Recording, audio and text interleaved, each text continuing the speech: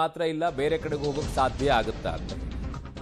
ತಿಮ್ರೋಡಿ ಆಪ್ತ ಜಯಂತ್ ಮನೆಯಲ್ಲಿ ಈಗ ಬುರುಡೆ ಚಿನ್ನಯ್ಯನನ್ನ ಕರ್ಕೊಂಡು ಬರಲಾಗಿದೆ. ಮಲ್ಲಸಂದ್ರದಲ್ಲಿರುವಂತ ಜಯಂತ್ನ ಬಾಡಿಗೆ ಮನೆ ಇರೋದು ಮಲ್ಲಸಂದ್ರದಲ್ಲಿ. ಜಯಂತ್ ಮನೆಯಲ್ಲೇ ವಾಸವಿದ್ದಿದ್ದು ಚಿನ್ನಯ್ಯ ಅಟ್ ಚೆನ್ನ. ಕಳೆದ ಏಪ್ರಿಲ್ನಲ್ಲಿ 8 ದಿನಗಳ ಕಾಲ ಚಿನ್ನಯ್ಯ ಇಲ್ಲೇ ಇದ್ದಂತೆ. ಆವಾಗಲೇ ಎಲ್ಲ ಸ್ಕೆಚ್ ಹಾಕಿದ್ರಂತೆ. ಇದೇ ವೇಳೆ ಬುರುಡೆ ಷಡ್ಯಂತ್ರವನ್ನ ರಚಿಸಿದ್ರಾ ಅಥವಾ ತಂಗುದಾಣದ ರೀತಿಯಲ್ಲಿ ಇದನ್ನ ಬಳಕೆ ಮಾಡಿದ್ರ? ತಮಿಳುನಾಡಿನಿಂದ ಕರ್ಕೊಂಡು ಬಂದು ಬೆಂಗಳೂರಿನಲ್ಲಿ ಇಟ್ಕೊಂಡು ಸ್ವಲ್ಪ ದಿನ ಬ್ರೈನ್ ವಾಶ್ ಮಾಡಿ ತದನಂತರ ಧರ್ಮಸ್ಥಳ ಕರ್ಕೊಂಡು ಹೋಗಿ ತಿಮ್ರೋಡಿ ಅವರ ನಿವಾಸದಲ್ಲಿ ಇಡಲಾಗಿತ್ತ?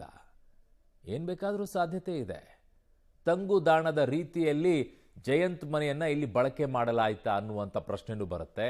ಅಥವಾ ಜಯಂತಿ ಅವ್ರನ್ನ ಕರ್ಕೊಂಡು ಬಂದು ಇಲ್ಲೆಲ್ಲ ರೆಡಿ ಮಾಡಿಕೊಂಡು ತದನಂತರ ಧರ್ಮಸ್ಥಳಕ್ಕೆ ಹೋಗಿ ಇಟ್ಟು ಈ ಪ್ಲಾನ್ ಅನ್ನ ಮಾಡಿದ್, ಏನು ಬೇಕಾದರೂ ಆಗ್ಬೋದು.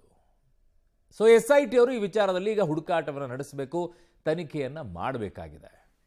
ನನ್ನ ಸಹೋದ್ಯೋಗಿ ಈಗ ಕ್ರೈಮ್ ಬ್ಯೂರೋ ಹೆಡ್ ಆಗಿರುವಂಥ ಮುರಳೀಧರ್ ನನ್ನ ಸಂಪರ್ಕಕ್ಕೆ ಸಿಗ್ತಾ ಇದ್ದಾರೆ. ಮುರಳಿ, ಬಹಳ ಇಂಟ್ರೆಸ್ಟಿಂಗ್ ಆಗಿ ಕಾಣಿಸಿಕೊಳ್ಳುತ್ತಾ ಇದೆ. ಒಂದು ರೋಚಕವಾಗಿರುವಂಥ ಘಟ್ಟಕ್ಕೆ ಹೋಗಿ ತಲುಪೋ ಲಕ್ಷಣಗಳು ಕಾಣಿಸ್ತಾ ಇದೆ. ಯಾಕೆ ಅಂತಂದ್ರೆ ಧರ್ಮಸ್ಥಳದ ವ್ಯಾಪ್ತಿಯಲ್ಲೇ ಸುತ್ತಮುತ್ತ ನಡೀತಾ ಇದ್ದಂಥ ಈ ಎಲ್ಲ ಬೆಳವಣಿಗೆಗಳು ಇದು ನೇರವಾಗಿ ಈಗ ಬೆಂಗಳೂರಿಗೆ ಬರ್ತಾ ಇದೆ.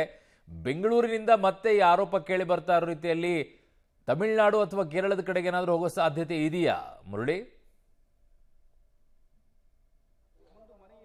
ಅರುಣ್, ನಿರೀಕ್ಷೆಗಳು ಸಾಕಷ್ಟಿದ್ದಾವೆ. ಯಾಕೆಂದ್ರೆ ತನಿಖೆಯ ಭಾಗ ಏನಿತ್ತು ಆ ತನಿಖೆಯ ಭಾಗ ಇನ್ನೂ ಕೂಡ ನಡೀತಾ ಇದೆ. ಯಾಕೆಂದ್ರೆ ಈಗ ಜಯಂತ್ನ ಮನೆ, ಬೆಂಗಳೂರಿನ ಮನೆ ಏನಿತ್ತು ಆ ಮನೆಯ ದೃಶ್ಯಾವಳಿಗಳನ್ನು ಕೂಡ ನೀವು ನೋಡ್ತಾ ಇದ್ದೀರಿ. ಆ ಮನೆಯಲ್ಲಿ ಈಗ ಮಾಜರನ ಪ್ರಕ್ರಿಯೆಯನ್ನು ಕೂಡ ಮಾಡಲಾಗ್ತದೆ.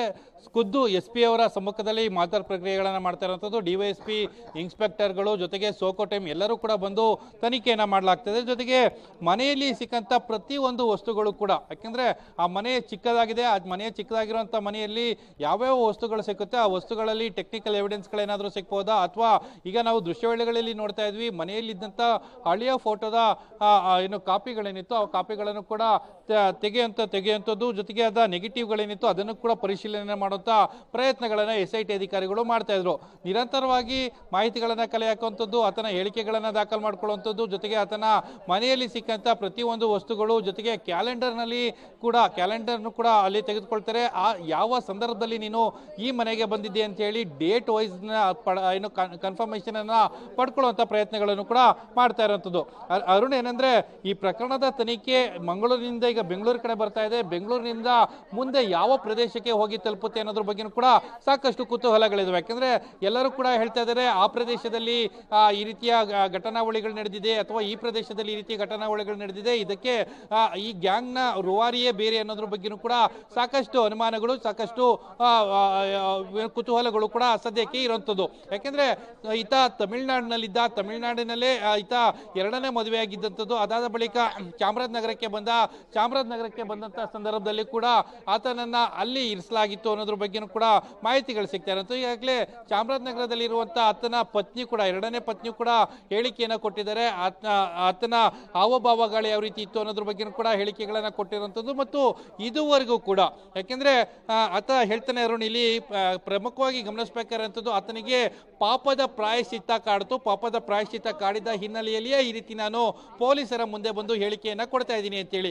ಯಾಕೆಂದ್ರೆ ಪಾಪದ ಪ್ರಾಯಶ್ಚಿತ್ತ ಏನಾದರೂ ಆದ ಸಂದರ್ಭದಲ್ಲಿ ಸಾಮಾನ್ಯವಾಗಿ ತಮ್ಮ ಆಪ್ತರು ಯಾರಿರ್ತಾರೆ, ತನ್ನ ಕುಟುಂಬಸ್ಥರು ಯಾರಿರ್ತಾರೆ, ಅವರ ಮುಂದೆ ಆ ಹೇಳಿಕೆಗಳನ್ನ ಕೊಡುವಂತ ವಿಚಾರಗಳನ್ನ ನೋಡಿರ್ತೀವಿ. ಯಾಕಂದ್ರೆ ಯಾರ ಮೇಲೆ ಅತಿ ಹೆಚ್ಚಿನ ಕಾನ್ಫಿಡೆನ್ಸ್ ಇರುತ್ತೆ ಆ ಕಾನ್ಫಿಡೆನ್ಸ್ ಅನ್ನ ಇಟ್ಟಂತವರ ಮೇಲೆ ಪಾಪದ ಪ್ರಾಯಶ್ಚಿತ್ತವನ್ನ ಹೇಳ್ಕೊಳ್ಳುವಂತ ಪ್ರಯತ್ನಗಳನ್ನ ಮಾಡ್ತಾರೆ.